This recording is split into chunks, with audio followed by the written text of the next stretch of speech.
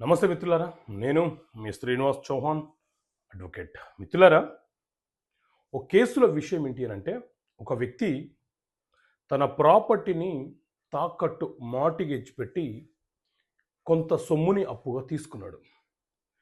తిరిగి ఆ సొమ్ముతో పాటు వడ్డీని కూడా చెల్లిస్తూ పూర్తి సొమ్ముని అతనికి చెల్లించేసి ఇతను చేసినటువంటి మార్టిగేజ్ డీడ్ ఏదైతే ఉందో దాన్ని క్యాన్సలేషన్ చేద్దాము, రిలీజ్ చేయండి అని అంటే అతను ముందుకు రావటం లేదు. సో ఇలాంటి సందర్భంలో మన మార్టిగేజ్ పెట్టినటువంటి ప్రాపర్టీ డాక్యుమెంట్స్ని ఎట్లా రిలీజ్ చేయించుకోవాలి, ఆ మార్టిగేజ్ డీడ్ని ఎట్లా క్యాన్సలేషన్ చేయాలి అని అంటే మిత్రులారా, మన దేశంలో ఆస్తి బదలాయింపుల చట్టం, ట్రాన్స్ఫర్ ఆఫ్ ప్రాపర్టీ యాక్ట్ అనే చట్టం అమల్లో ఉన్నది.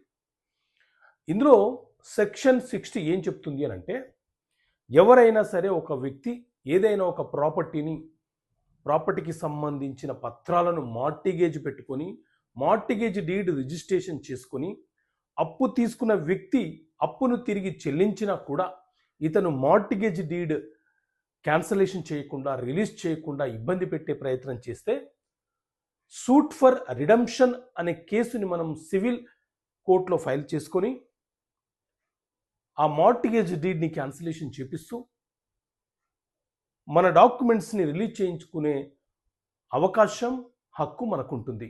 ఓకే మిత్రులారా, థ్యాంక్ యూ. జై హింద్.